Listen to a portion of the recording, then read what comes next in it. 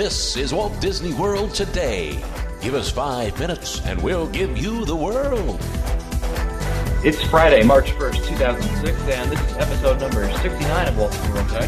I'm Matt Hochberg at MGMstudios.org. On the panel today, we've got Pop Century shareholder Mike Scopa of MousePlanet.com. Welcome, Mike. Well, you know, Matt, everybody's got a laughing place to go, ho-ho. Take your frown, turn it upside down, and you'll find yours. We know, ho-ho. I just realized that it's actually the March 3rd show, not the March 1st show. Thanks for pointing this out. Can you tell I read off something? And back again, we've got Mike Newell of Mouse World Radio. Welcome, Mike. Hi, Matt. How you doing? Outstanding. And our special guest today is, of course, Jim Hill of JimHillMedia.com. Welcome to the show, Jim. Well, thank you, Matt. Like I said, we've got Jim on today's show. And for those of you who don't know who Jim Hill is, I don't know how you found this podcast. Didn't find Jim Hill first. Mentioned it in perhaps. Good or bad. But Jim, why don't you explain? I mean, you're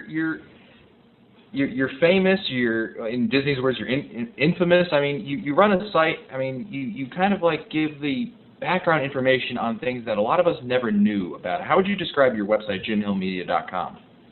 Well, it's a fairly decent waste of time. I don't know. I just, again, it just, I sort of got sucked into doing this. My ex-wife, Michelle Smith, called one day and said, she was working then with Al Lutz, back when he was doing, what is it, the ADD, what was it, whatever the earliest iteration of Mouse Planet was. Mm-hmm. And she called and said, can you write just one story? It's like, oh, okay, I'll just write one story. And we're now, 7 years later, and I was amazed the other day, I was looking at the site, I've got like 900 some odd stories written, and I think at least 4 or 5 of them are worth reading. Well, of course, some of our unofficial guide to Walt Disney World fans may recognize Jim's blurbs in the 2006 guide. You contributed some really interesting backstage information, quote unquote, about a lot of the attractions and things that are going on at Disney. And one of the things that I think we all find probably the most interesting is that your knowledge of what's coming down the pipeline. You have an insane knowledge of what's been and what's coming. Not to say you don't know what's going on now, but Well, you'd have to ask Nancy about that. She thinks I'm pretty unaware. But no, in regard to what's coming down the pipeline, it is just a fascinating time to be watching the Disney company, because right now, what with the acquisition of Pixar, nobody knows what's coming next. That you've literally got the entire Walt Disney World, or the Walt Disney Imagineering management like deer in the headlights. They're terrified about, if I make the wrong move now, does that mean that Lasseter will ask me to leave in 6 months or so? So it's just so many projects that were supposedly in the works are now on hold. In fact, the only things that are, in fact, going forward are things that were greenlit 6 months ago and, frankly, were too far along to shut down. Well, let's with the last thing that Disney has unleashed upon the public has been Expedition Everest. Mm-hmm. And Expedition Everest is an interesting attraction in how complex it is. Maybe you could tell our listeners a little bit about just what. I mean, that's probably. Certainly that came out. It's going to be opening officially, obviously after Lasseter takes over Imagineering. But can you talk a little bit about Everest and some of the things, the intricacies of it? Well, there's some. What I find fascinating about Everest is the weird parallels between Expedition Everest at Disney's Animal Kingdom and the Matterhorn at Disneyland. I mean, they both basically served the same purpose. And in 1959, when Walt Disney was just actually finding out that he had competition in the theme park world, he had Pacific Ocean Park opening up. He had places like Pleasure Island under construction in Massachusetts, and frankly, he decided he had to grab the higher ground. He had to get people's attention focused back on the original, on the Anaheim part.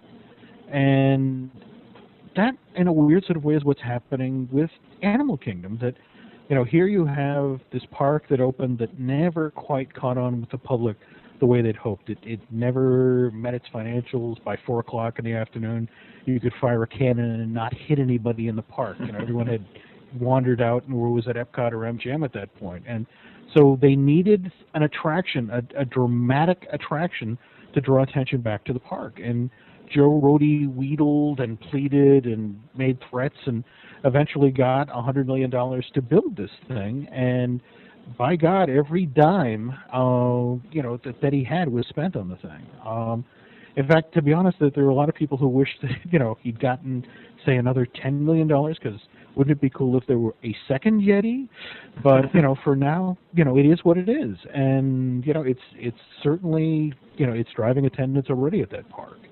And it looks like this combined with what they're doing at the Theater in the Wild in closing that will finally allow DAK to become a park that can actually have a nighttime operation, that can, go well after dusk. And in fact, where that gets interesting is supposedly Steve Davison is already working on that park's first after-hours attraction. That would be a street parade that would be done entirely by lantern light. But again, that's conditional on Everest actually delivering the goods, allowing them to extend the park's operating hours after dark. Well, when do you one attraction which we're going to get to in a little bit is Stitch's Great Escape. But with Stitch, it's kind of been like, I think we can all kind of say that Stitch hasn't exactly met its expectations either. How long do you give Everest to give okay, it succeeded, or we need to tweak something here? Well, realistically, you're talking. There's going to be a year's observation from saying April of 2006 to April 2007, and I bet you they'll actually push back the study of the numbers till, say, the fall of 2007, just to get a good enough sampling. But that'll really tell the tale, whether or not it actually does do what they hope and bring a significant number or a larger number of people into the park. I mean, already anybody who's been to the park has noticed that, for example, for the first time ever, Animal Kingdom's parking lot is filling up. And, how many times have any of us been to the park and, you see those first couple of rows filled and that's it. Right. So far, it's doing what they hoped it would do. Now, at the same time, in order for this to work, it also has to sell merchandise. People have to want to buy those photographs, and likewise, then they have to find some place to eat around there, which is why now this sit-down restaurant is going into this part of Asia. But it's a big rock in the pond. It's going to be interesting to see if the ripple effects are actually what Rohde wanted, and then after that, if this is a success, then that allows them further expansion of Animal Kingdom. I know that there have been a lot of ideas kicked around about what phase, the next phase would be. There's been a lot of talk, for example, about, one of the perks of Disney being in business with the Chinese government now is perhaps, getting a set of pandas on loan for a couple of years. Every time, for example, that Busch Gardens Tampa has had pandas, attendance has gone through the roof there. So, it might be nice, the next go-round to have attendance, the attendance rise driven by animals. But at the same time, you've got Narnia, which you could potentially use as, a gateway property that would allow you to revive so many of the ideas that were initially pitched for Beast of the Kingdom. In fact, they're going back and reviewing some of the ideas that were initially pitched for this park. I mean, for example, the Australia walkthrough attraction that would actually be indoors, located inside of an undersized version of Ayers Rock. So, Jim. Yep. I was going to ask about the Tomorrowland. Always seems to me like it's a challenge, and recently I've thought of Stitch, Carousel of Progress, and the Timekeeper as a trinity in trouble. And I was going to ask you if you could comment on what caused the demise of Timekeeper, the rumors we're hearing about Carousel of Progress, and your thoughts on just how long we're going to be dealing with Stitch Escapes? Well, to be honest, what killed Timekeeper, it was actually, for those of us who saw the show, it was very entertaining. That it was back when having Robin Williams in a Disney thing was something new. I mean, this actually even predated, for Paris anyway, it predated Aladdin. But I hate to say this, but it's kind of a generational thing.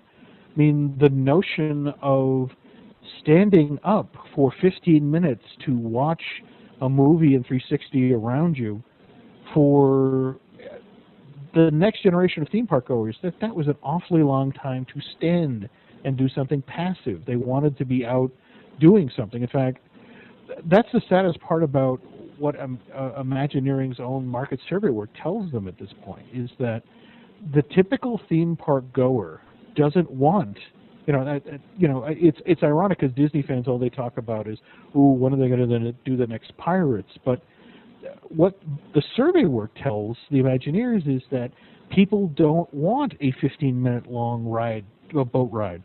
What they want is a 4-minute long intense experience that they can then immediately walk out of and go on the next 4-minute long very intense experience.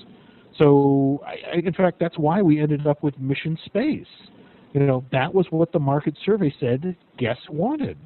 Right. Now, getting back to Tomorrowland, again, it's just, you had to stand up in Timekeeper. You couldn't sit down. You had to lean against things. And that eventually, because we're all old and fat now, just took away from the group of people who want to do that. That coupled with the kids who wanted to go out and be doing something interactive like Buzz Lightyear. So that now is what they're eyeballing about what next to do with Tomorrowland. You've got to create, I mean, yes, you have to please the parents because they're the ones who bring the children and actually have the wallet. But at the same time, you have to be bonding with that next generation of theme park goers. And kids these days, what with, internet and role-playing and, places like VMK, they want interactivity. So they're trying to figure out what to do now with Tomorrowland to appeal to kids. And your analysis of Stitch, sir? Hey, yeah, we don't have enough time to pull it out. Well, no, it's just, the saddest thing about Stitch is that if you actually look at it, break it down into individual components, the AA figure in it is one of the best they've ever done. I mean, you can actually sit there and watch that thing walk across the platform, and it looks believable. It shifts weight, it moves wonderfully. Likewise, the AA figure in the pre-show that Richard Kind does the voice for, also great fun. The robotic arms, the KUKA arms that are the guns for the thing, also great idea. But individual elements aren't enough to carry a show, and the show, I mean, the audience almost to a man has rejected that show. People walk out of it and it's like, I didn't enjoy it, and it sort of carries over to the same thing that people didn't like about Alien Encounter, being trapped in a chair and sitting in the dark and squinting in the dark to try to figure out what's going on. I mean, they're stuck. They're married to that building. They're married to that technology until somebody finally says, I give. And, they got the building and put something else in there. But for now, they have to keep it on the books for at least a couple of years, so that they can write off the cost. That's sort of why they're looking on the other side of the park now, across the street at both Timekeeper and Carousel, to the effect of, okay, so this is where we'll potentially put our new attractions, because frankly, from strictly a bookkeeping point of view, they're long ago paid for. That they can move money into those buildings, and in a way that a clever bookkeeper can actually write it off on taxes, that sort of thing. And that's why, for example, now you're looking at Timekeeper supposedly being replaced by a new version of the flying saucers from Disneyland from the late 1950s. I know that there's been talk about flying saucers going into the round building that Carousel is in, but frankly, evidently, it's cheaper to put them into the Circle Vision building. And meanwhile, the Imagineers look at the giant piece of property that Carousel is sitting on and the giant piece of property that the old Tomorrowland Skyway Station is sitting on, and are thinking, what can we do with that? What can we put of size in there? What sort of dramatic new attraction that, an E or D ticket that would, drive people into the kingdom? So, while they may shut down Carousel in the next year to 18 months, it may stand literally empty for a couple of years while they figure out what to do to put into that spot. What about one of the other interesting things that we like to talk about on the show is the future of fast passes. It seems that Disney's been quietly brewing something in the background, and I'd like to hear your thoughts, Jim, on what you thought. Where do you see fast pass in the next few years, whether they're 5, 10, whatever years? I hate to say it, but I think FastPass is eventually going to shift into a perk that is only available to people who are staying on property in Disney hotels. In fact, based on documentation that I've actually seen, it would be broken down. How many FastPasses you get would depend on what hotel you're staying at. If you're staying in the Grand Flow and up on the concierge level floor, you'd get unlimited FastPasses. If, on the other hand, you were staying at the All-Star, you'd get 3, maybe 4. But you'd have the luxury of, say, pre-booking them. So, over a 12-hour day at the Magic Kingdom, you could get in, various rides at various times. But again, that they were put into the park with the notion that this would then free people up. Because of that virtual queue, they'd then have more time to shop, or they then have more time to eat in Disney restaurants. And as it turned out, that never happened. That the financial return that was supposed to come was never there. So now, in order to get a return on that investment, they've got to shift it over to a resort-type basis. So I would anticipate, within 5 years, it will be out of the park, except if you're staying at a resort. Interesting. Mm-hmm. One of the other ever-changing parks, we were talking about Animal Kingdom, how it seems, correct me if I'm wrong, Jim, how Animal Kingdom kind of was like, okay, well, they started off with an educational, we're going to do, animals are going to lead the way, and then they kind of said, well, forget this, we're going to have to, we're going to throw in Everest and do something like that. Another park that kind of mirrors that image has been, Epcot, where, again, it goes from educational to, Magic Kingdom number 4 that they would like to build over there. What do you see as Epcot changing in the future? Well, that's Epcot really. In fact, I have a friend who works at a fairly senior position in Epcot who was telling me about. He was just sort of stunned at what was going on, and that basically what they've decided to do with Epcot is that they're going to shift it away from being the science and discovery park and go with the new motto of the park, just being, family and fun.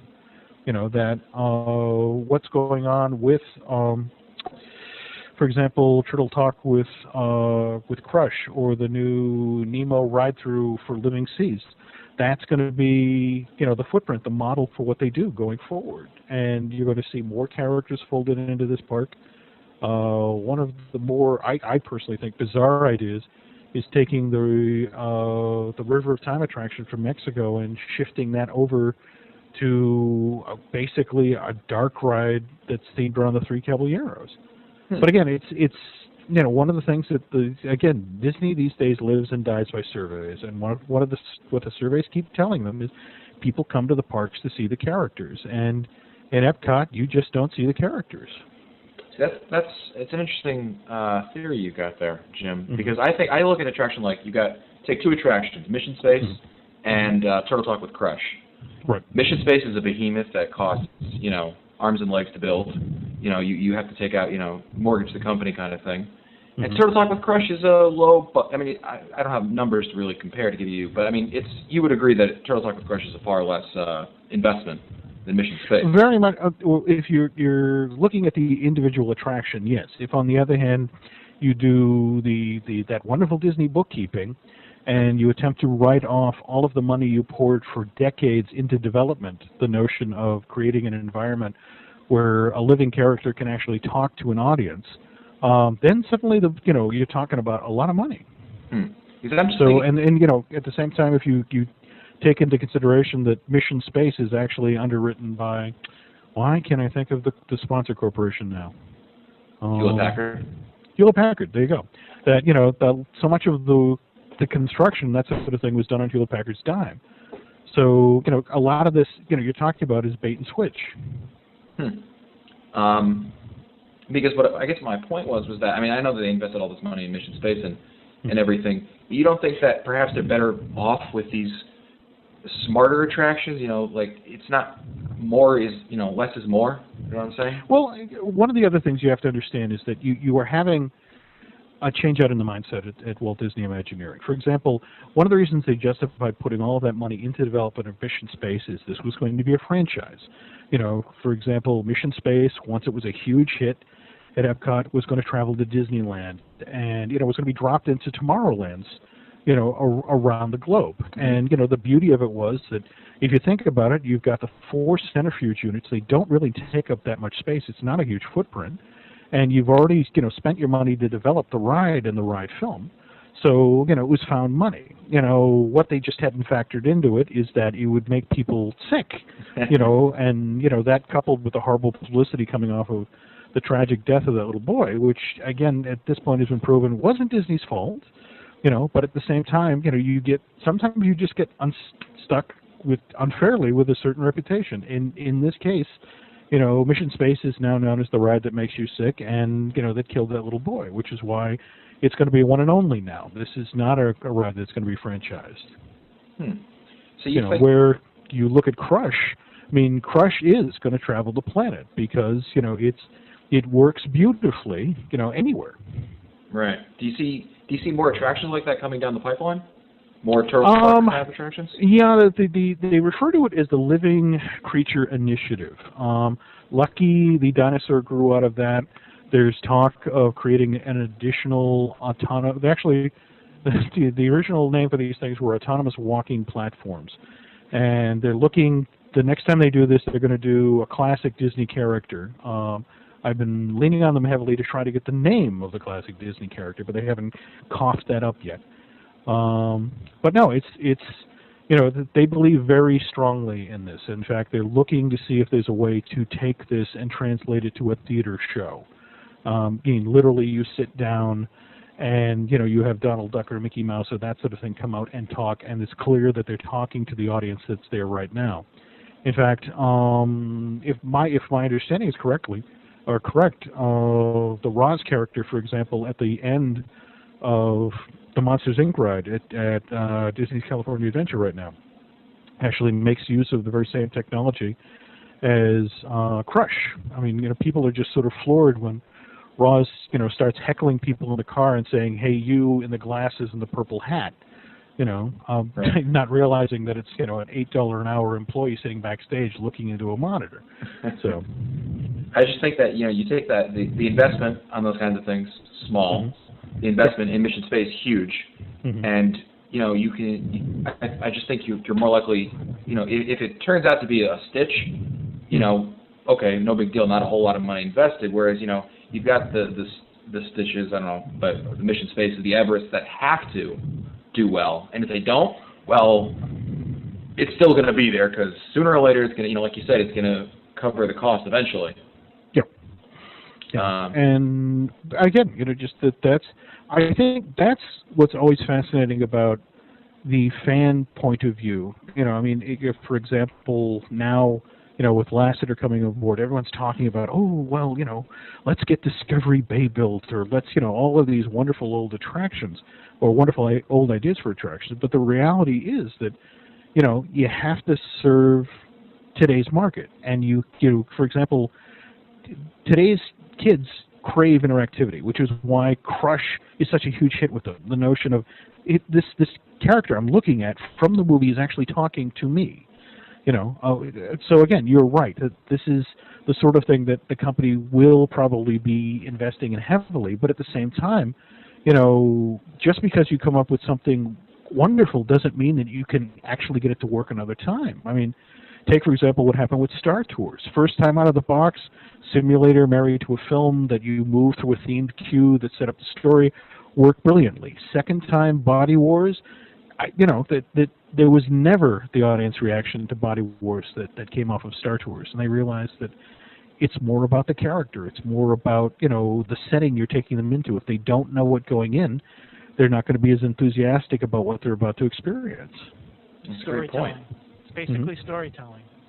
So, no, that's it exactly. And, the problem is, in fact, Iger just this past week talked about how he was at Hong Kong Disneyland watching, a parade go by in September during the opening of that theme park, and realized that he was watching a parade go by where every character that the audience, the group that was lined up there reacted to were Pixar characters that the newer Disney characters didn't react to. And they realized that he basically has admitted that we had a 10-year failure of storytelling. We didn't create one character that these people grabbed onto, whereas Pixar was character after character after character.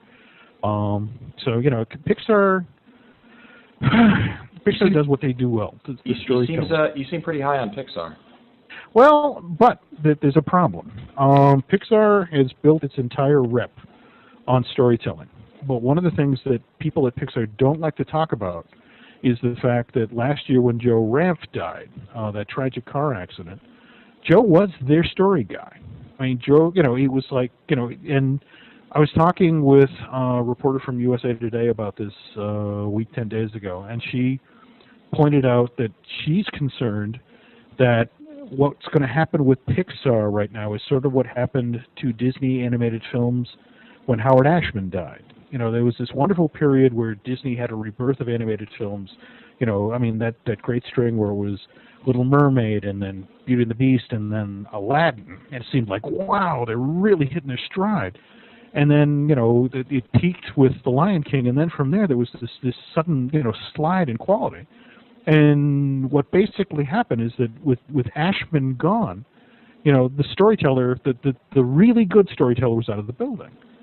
And the concern is right now we may have a repeat, with Pixar of the Howard Ashman situation. With Joe Ranft dead, the storyteller may be out of the building.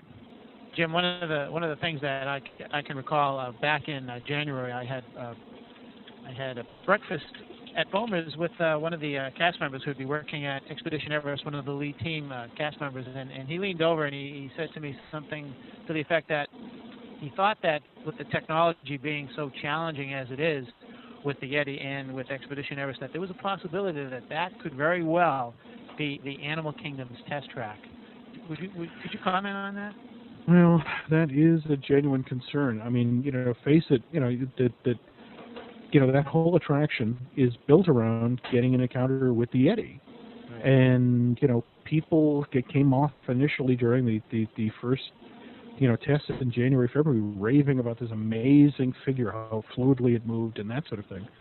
But it is, again, it's the most sophisticated audio animatronic that Disney's ever done, and ridiculously powerful. Like I remember hearing about a stat to the effect of the torque that's produced by this creature, moving back and forth as it swipes at your car going by, is the equivalent of the power that's given off by a 747 upon takeoff. And in order to keep that sort of sophisticated creature, maintained, there's a maintenance schedule.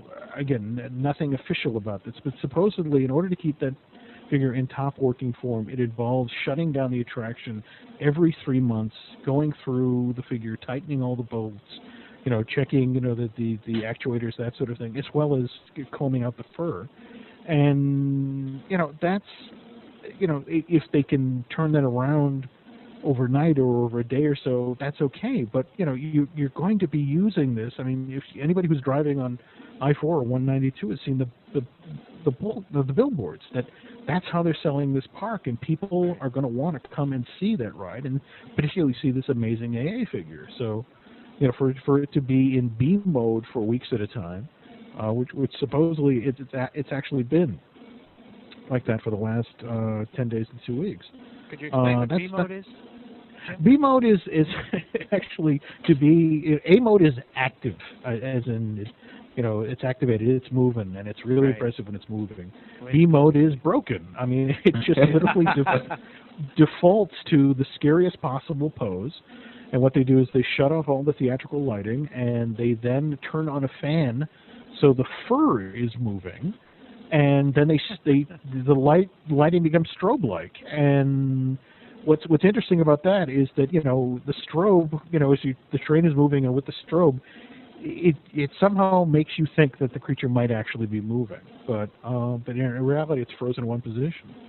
And again, they need you to be wowed by the Yeti, because you have to step off of the attraction and walk into that gift shop and buy 1,500 pounds of plush. Of Yetis that aren't actually in the same attraction that you just saw. That's exactly it. Somebody was telling me actually, again, that there are two stories. One is that they created the white Yeti plush, or all of the merchandise, with the notion that they would then be able to cross-purpose. They'd be able to sell it at DAK and also at Disneyland, in a shop, near the Matterhorn. The other one, and it's a more amusing story, is supposedly that they were so secretive about the creation of the Yeti, the Joe Rohde's team, that they gave the merchandise team a drawing of it, but didn't tell them what color it was. So, here's a black and white pencil drawing of it. They look at it and go, oh, it's white. And proceeded to order all of this, thousands upon thousands of white items. And, it was only when the attraction was open, it's like, it's brown! It's like, ugh! So, I guess we'll know in a year or so if we actually start to see brown Yeti material, filter into the bazaar there. But, again, that's what's fascinating about the Disney company, is every time you think you've got the story, someone else comes forward with another amazing little piece of the puzzle. Absolutely. Well, Jim, we're out of time today. We're definitely going to have you back, because there's so much that you have over there, and I hope that we'll be able to get you back on a couple times. No, I'd be glad to come by. I'm always happy to chat. Great. And of course, Jim's website is jimhillmedia.com. There's all of his columns on there. I mean, you could spend days just reading some of his older stuff and what he's posting there. I mean, every day. It's a great read. I think everyone on this panel would recommend reading it. So, Jim, thank you for being on the show. It's been a pleasure, guys. Thanks for having me. Absolutely. And this is it for us today. This has been episode number 69 of Walt Disney World Today. You can find all older episodes, read our show notes, or send us your comments by visiting the Walt Disney World Today website at www.wdwtoday.com. You can also email us at questions@wdwtoday.com, or line to us to Mike Newell and Jim Hill. I'm Matt Hochberg. We'll see you on the next show.